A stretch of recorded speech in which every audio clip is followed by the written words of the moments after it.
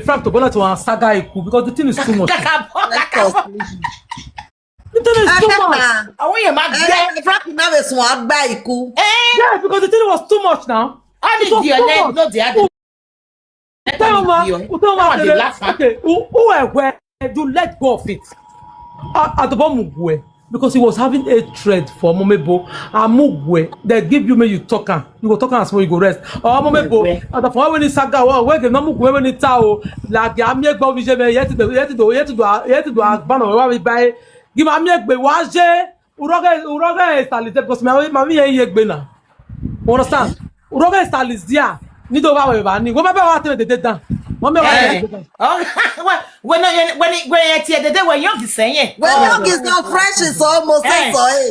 Where are you? Mama, when I'm not 20 years old, you toast you well. Kakabo. But I cool. So, okay, what's here where Omomebo give my me understand? Give my one be only good one. Only mature woman. Let me say you call tell and say no, Omomebo no do that kind of thing. See what he have. I call you as a mature person. See what he happen. As me not talk this thing for you just now. Say, if your enemy want beat you, they don't care whether you talk to the inside house. They don't care whether you explain. They don't already mean your matter. Or when if you were I don't just follow Omomebo go beat Aiku. Omomebo insult me. Sorry, Aiku insult me. Insult my generation. Insult my children. So guys, before I can't talk that thing, don't already insult me. So I don't feel leave and make it like let her go like that. Wow. Oh, go on around that.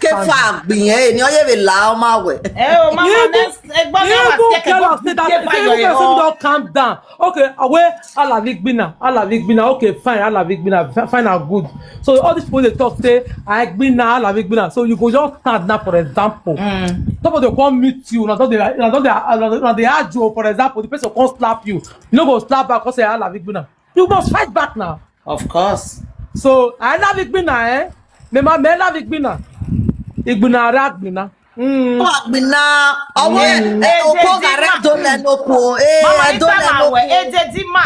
Omo ni agba mi wu. Ni antem na mi wu na de. That is on abo. Ededima na rebuy no ro. The woman na ya obi na bo wa ye iyoko wa.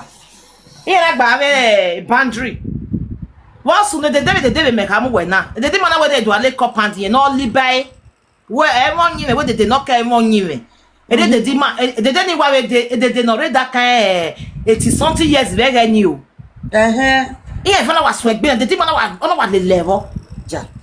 It may have been study you working no when you are so I love who do any I go see any I go collect.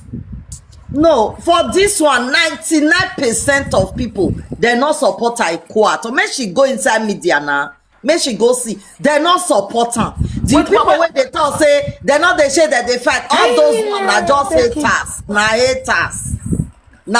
Propaganda. Me fear Aiku emia. Ma fear you what that you can we ma fear. Na just two slap now give her. And I Omomebo go Aiku go na out damn. He may move down. You are right, eh? Mama, you are right. I'm not ready for fight. Omomebo you that way. Yes, me go out that me. Me go when I wear me magba. Oh, why they come is that you what can but may you come? Upload the fight step. Let me try to come. Omomebo agbe wa na bata. Moga come moga. Mo ye come e down. Why am I yagbe na o? I will be done no bukiani. Again, Mama, ebi yomo hu ya, ebi na Omomebo la gogo. Wa gbe wa la gogo. Owe mi mama ebi yomo hu. Baba ibo e ba na video ni mala, video ni ero. Mama ka video na la gogo Omomebo abeg. Obeg when so mu aye la gogo. So mu aye. Mo vi aye won so mu aye na the Omomebo see aye self. Understand? Owe mama I'm ready to go down with you. Owe you ready to go down with you. Understand? But as you be trying to maintain the this thing. You must go when you hit body man. Also that fear, we get fear about kind. No, wait, matter of video. A matter no, present matter no. E matter of pareva ni no no eh. A video already ani eh. A video run ya, but not A video me ya go you turn the video 210,000 naira, 210 euro no. Who the police ya mo the video ya very lantia. Who pay jo? A video when I talk when I fire down here mo ade court. You think you can bully somebody and go and sit at home? Oh bebe. Mama, now two fighting. The case not the go. Even if she raise up the case, may you not raise up the case. Not carry and go court. If she carry and go court can write you letter. You need to go. Tell them say you not they take lawyer. Not pay any money. Put not two fighting. No, me I get lawyer. I get lawyer. Normally now two fighting. Police, you yourself they don't even bring paper. Me I get criminal lawyer. Now no worry. Get it. No, my sister, no your worry. Leave that side. More first time now. You think okay, type bully. We in case even the police station. We don't report them. Nyewina, what I mean go you get the data na nyewina. Police come now. As police say what happened? Call speak to police. He say what if I can't give my police my ID card. Omomebo come give I say Omomebo give my ID card. Say okay you David. They don't know the case already. Police know the case already. It's not time. When police tell us okay David. Now instantly they don't mention David name. Okay. Instantly. The case there, it could complicate herself for that. Yes. I could say now David cast you. Na cast you na ya so no. That is to say that meaning when police go ask any Nigeria. That is to say that David carry your matter can't give me. Who are you? Police has say why did you do that? I say na David Senna. Police has said yeah. A complicated bene. He tell police say na David Senna. Yes. Yes, he said it. You are good as somebody that can ask to go and kill somebody. Assassin here. Assassin here. I'm when mama you were born agile carry the mission. I police me run with the video begin on your Zoom. Every bunaya by court even about I get many to fire down for court. Mama we video mama gbona hin. You know the case not there yet. She want contradict herself, complicate herself. Yes, Sister Lizzy must stand say yes. The person are her friend. The person are her friend. She have every right to stand with her friend. I was there with her when this woman was bullying her on media. I stood by her for her not to go into depression. A police akwe bobone Sister Lizzy. Exactly. Get case with more who go court. Aiku for standing by somebody. Here we were caught. Yeah, but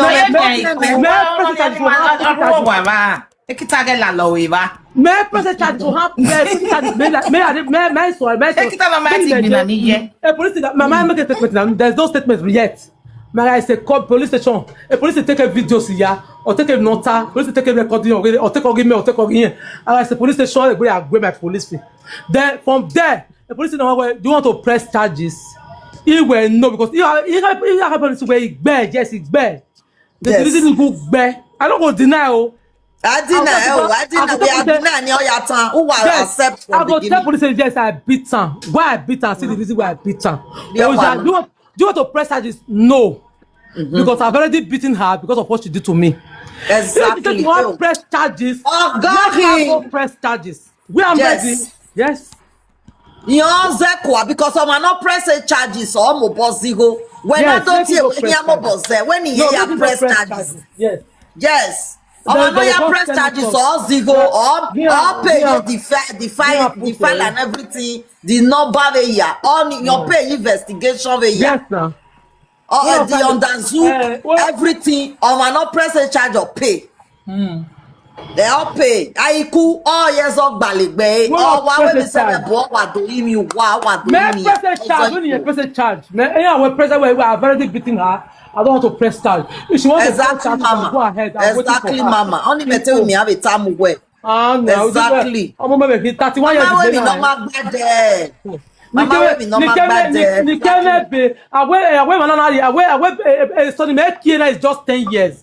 A shop is just 10 years. The Mexican nationality is 20 years ago. Mexican nationality 20 years ago. Mexican nationality. The Mexican talking is just 10 years.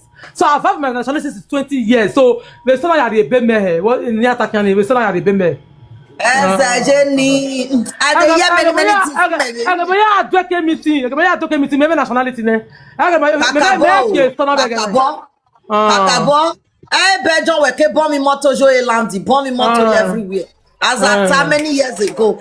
As a ni now no person now that they describe person pass. Also you look then you pass. Not even come answer them, not even reply them, not even talk to them. Because now your attention that they find. No, when I bet them on the platform, where platform only lie loud, the man only lie loud.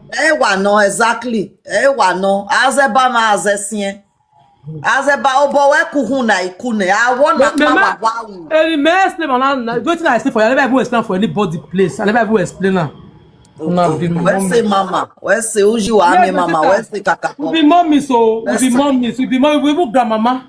You understand me? Yes, sometimes you think you like to what if they don't do past me before I not my head not correct I will die with you. That's before. But things have changed. I've grown. Yes, I'm grown. I feel like I have a grandchildren. Let me just calm. You understand? I could not see no. I mean I know be I could mate. Let me make her calm. Things I still get sharp. Not every time person they bring herself out. I try to calm. But that's sometimes you can't say people call they carry pakan and they do one for your head. People try to provoke you. People will try to provoke you to what you don't want to become. You understand? That is it. Trevor, thank you.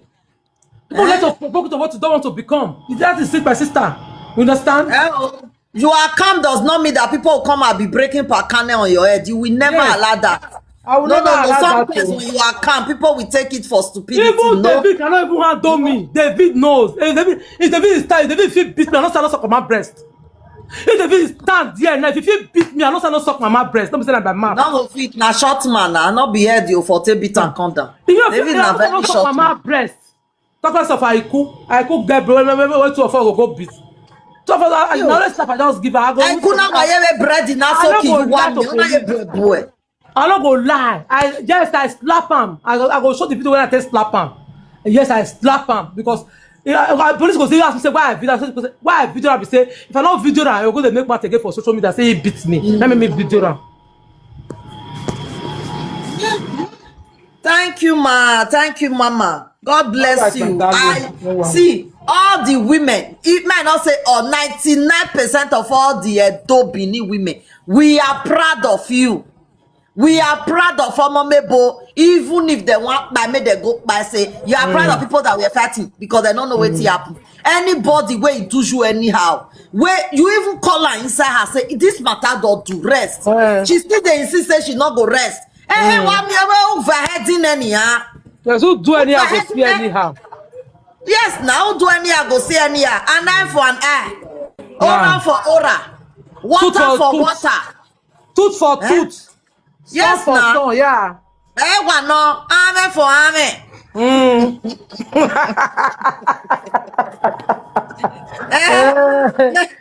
Ni bwana Aiku, boye fiete.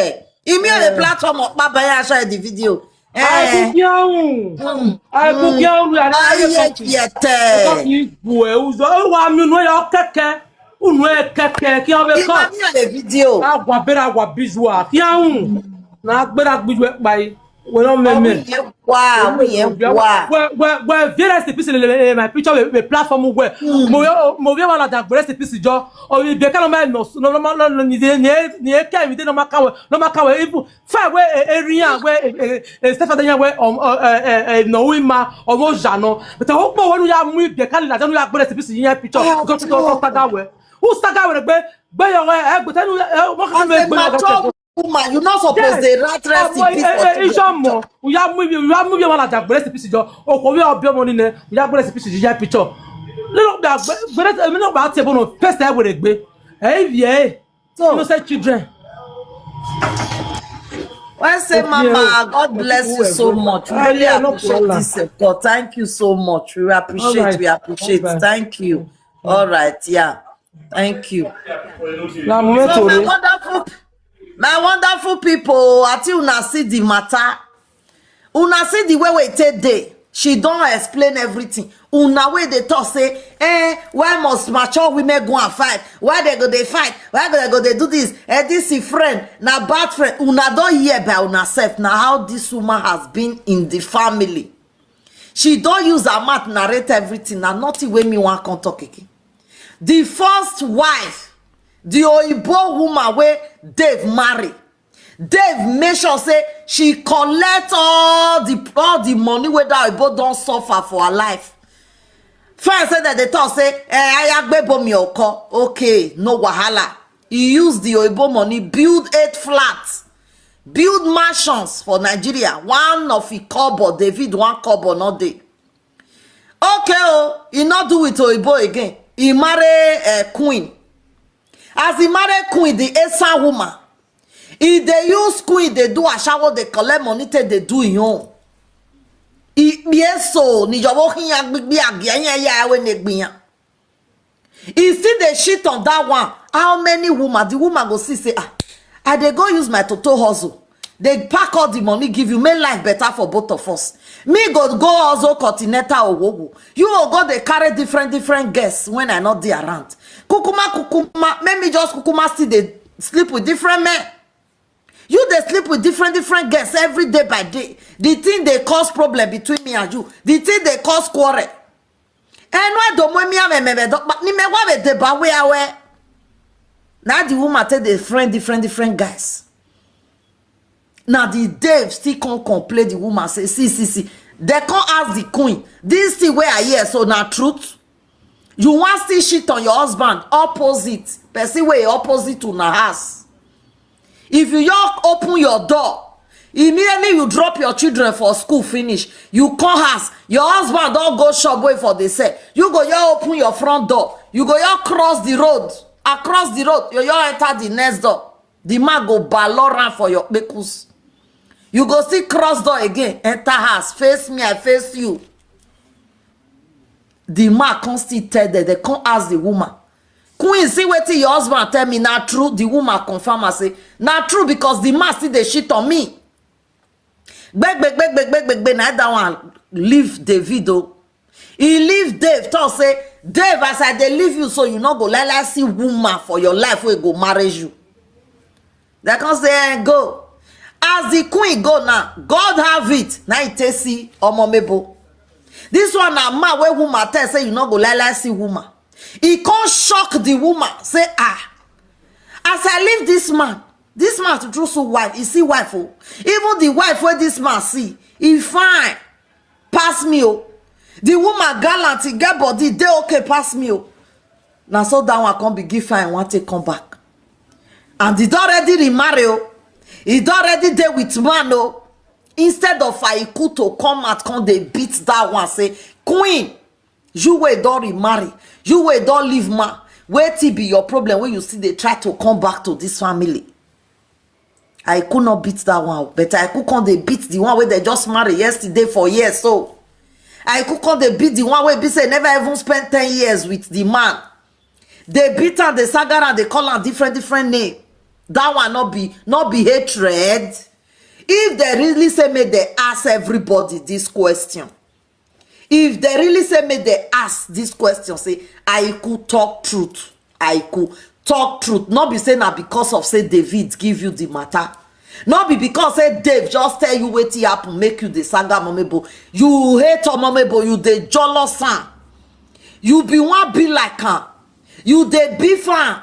Something there where you like for a body where be say it can't be like say na your own. Now she can't they possess that thing where you they beat her for.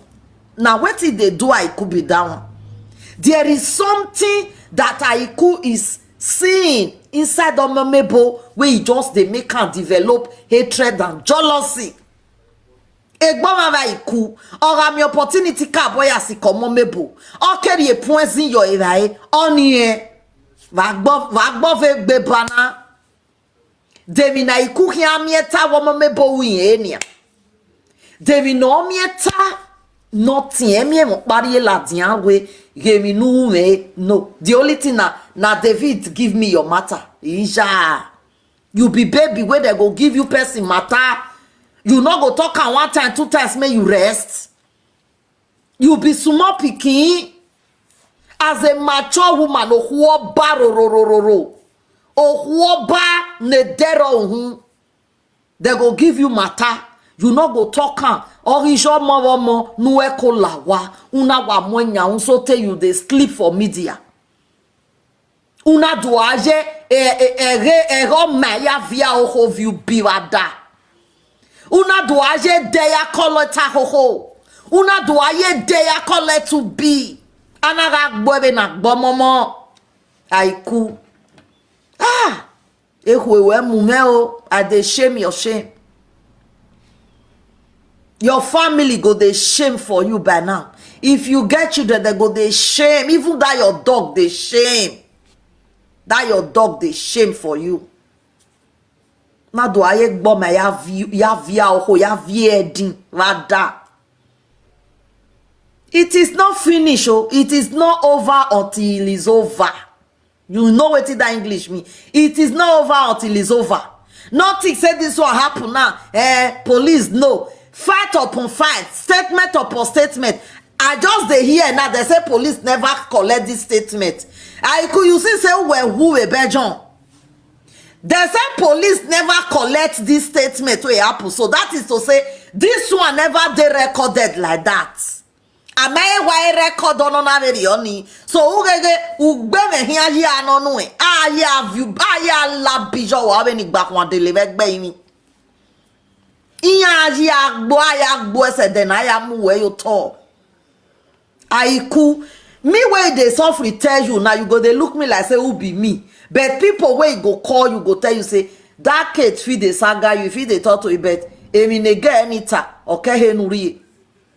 Aiku rue camera no fa figue ehwebe mo majo ohon ene ma giowe. All those people wey go laugh you, they not go there where you go they collect another slap and beating no. Eye na yere 6 months yere wa mwekita ladian wa je shopping wa je lido wa je adi wa je anywhere umeke uwe do ababiye kebe gboma ayite hon uya de mo aroto awe rest in peace work by Aiku ora ababe gbe wo hian. Wait killer a police where they do autopsy, it is a babegbe thing. Aiku a police a doctor sin wa me na poison drink we no demi no get Aiku we me ni me autopsy, it is a babegbe thing yo. Ona de mo agbokuta babegbe thing ogbe we Aiku weti babegbe jo. Uweti babegbe rieke rodao wa irayo pase kita wa na we gewe salobwa undamyo gbelwa ite wo Omomebo no ebo wa ye gbegban we supermarket ije egbe mo iwa go niwe ke pasa alisrutu ite wiji go no oni e babegbe otosin okin gbugwe wa be nwere na. So the best thing is for you to fanfigue, swallow your pride. Osunu no sunu ne we de never come. We de never come no ya demu gboto be dokpa iyo gie gboma. Always not me. Iyo ne gie. E bono huara mo ma gboto. Ale ne gie ye do avio bobai. We ti fini awu we de mi amebegbe e de na fiera no hua afia. Ari yo gie kwe babegbe na odo de ba okay wa hon you not sleep, you not wake up. I wait Dr. Ogbe is a babegbe o. The best way for you not to have peace with yourself and with your environment oberi jigo nugeni sister Lizzy nugeni. Sister Lizzy, I can really tell you about her maybe 70%. I am my fool, but I can tell you where all man no wa. But immediately uwa imia we mama la or mama me no, she dey quickly let go. And me, I like people like that. Oh man, huye me ye ho e no wa yaro e me no wa ya mo or wa talo, and they cannot talo engineer vanafo unless we were hearing no ete. On yana tama we urorie. Ben so self we always sister Lizzy me after maybe 2-3 years.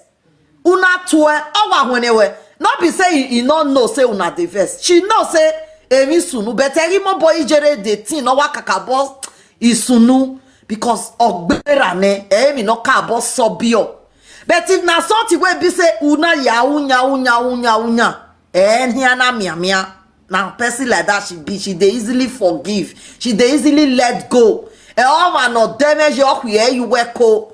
She be moving woman, happy and easy going lady. Ehwe me yeko. Una wala diabando imie. The public na wowa. Oho eni agiewe. Make una come I could not go there apologize. Hey. One more mazimo. Enya agiewe la. Another topic ive de nyane. Area ya ye gbebania. And then we wa do begini.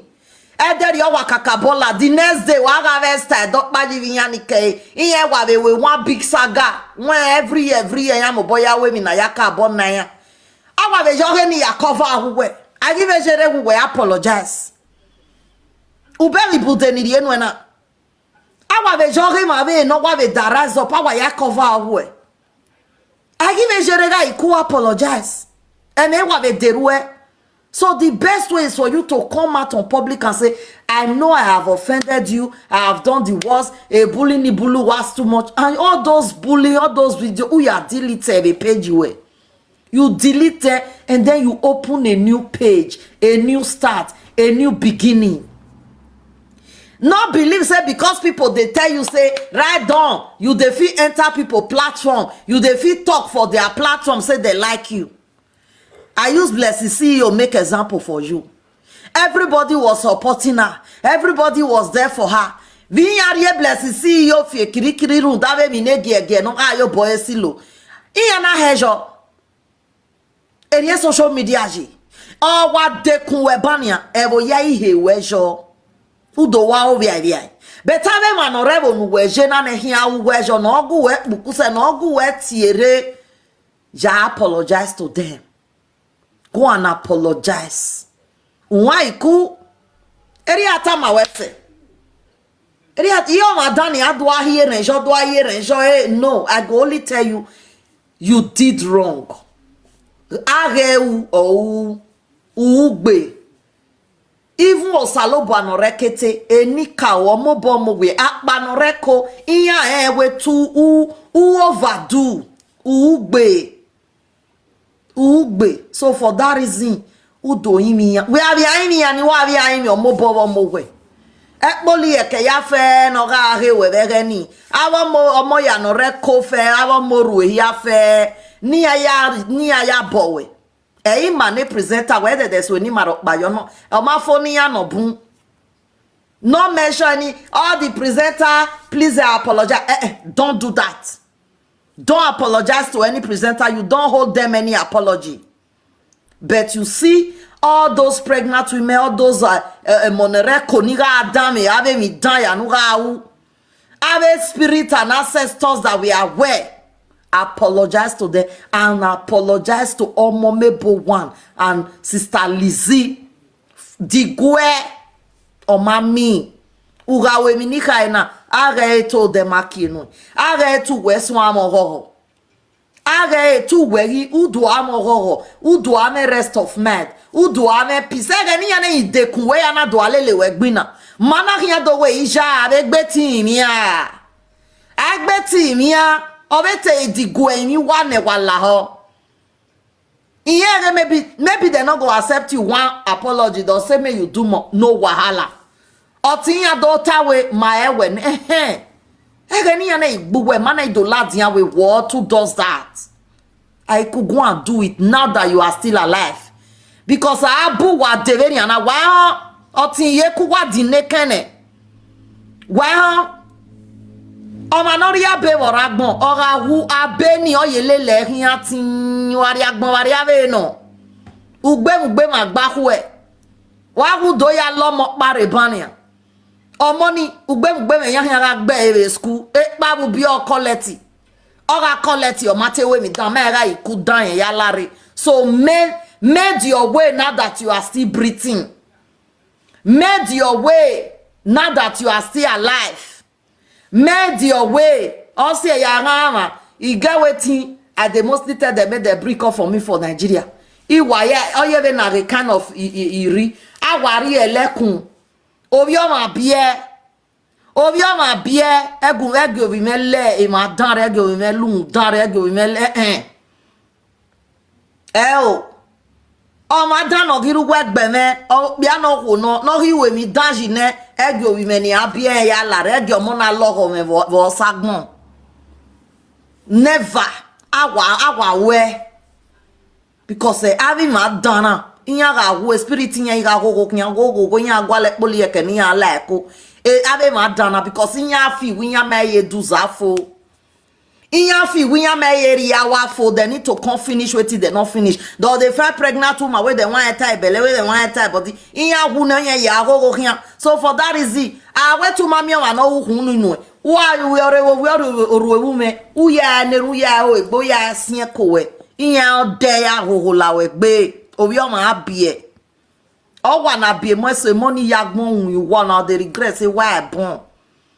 I pity many women wey be say they go pregnant or they do over sabi follow all this nonsense presenter platform umwakpa you weko unhamabu weko wa lele platform ina na tie bonera tie bonije tie bonemi ya wa agbera don akparo weko sometimes I go they look many of una say all this one akweko kinya bo wa where these people trained brought up in a very good home akweko kinya bo wa akpanoru weko wa muele la bebo ya we me kinya how the name of wo wa meje na my telephone I get the spiritual world is greater than the telephone you hold.